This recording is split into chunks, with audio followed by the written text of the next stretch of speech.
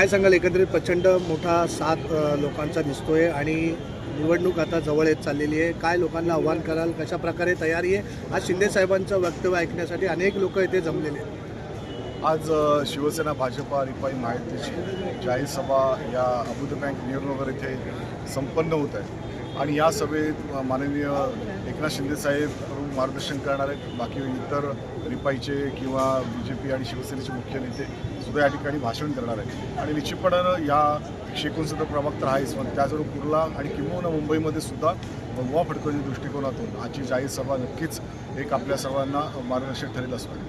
काय नवीन ऐकायला भेटेल, एकंदरीत काय विषय? आज लाडक्या बहिणींसंदर्भात जसं घोषणा झाली, आता महानगरपालिकामध्ये आज निवडणूक आहे आणि अशामध्ये काय शिंदे साहेब नवीन अजून काय सांगणार आहेत? नक्कीच आपल्या सर्वांनाच उत्सुकता आहे की शिंदे साहेब काय बोलणार आहेत आणि मलासुद्धा उत्सुकता ती आहेच, कारण शिंदे साहेब जे बोलतात ते करून दाखवतात. हे आत्तापर्यंत सर्वांनी बघितलेलं आहे आणि त्याच्यामुळे ते आज काय बोलणार आहेत आणि काय नंतर पुढे आपल्याला करून दाखवणार आहेत हेच महत्त्वाचं आहे. आणि विकासाचा एक अजेंडा घेऊन शिंदे साहेब चालत आहेत हे आपल्यालाही माहिती आहे. मुख्यमंत्री म्हणून त्यांनी 2.5 वर्षाची काही कामं केली आपल्या सर्वांच्या समोर आहे. 24 तासामधले फक्त 2 तास ते आराम करत होते, पण 24/7 ते संपूर्ण महाराष्ट्रातील नागरिकांना उपलब्ध होते.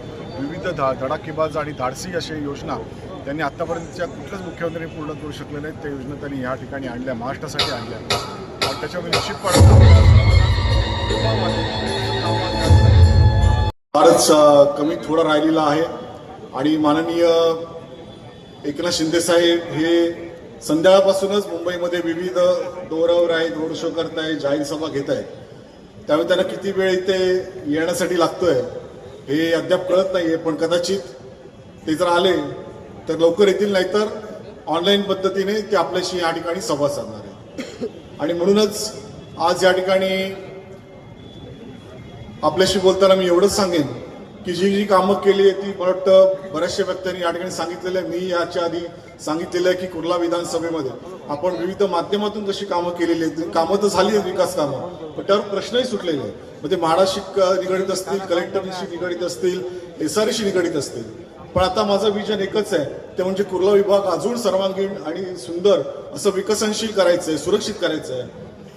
आणि त्यासाठी आपल्याला मुंबई महापालिकेमध्ये शिवसेना भाजपा युती हवीच. आणि 100% मुंबई महापालिकेवर भगवा ध्वज मोठ्या डौलाने फडकणारच, याबद्दल माझ्या मनात कुठलीही शंका नाही. पण हे फडकत असताना आपला कुर्ला विभाग सुद्धा मागे राहता कामा नये. आणि म्हणून कुर्ला विभागात सुद्धा माझ्या सोबतीने या विभागातला नगरसेवक सुद्धा त्या सत्तेमध्ये सहभागी झाला पाहिजे.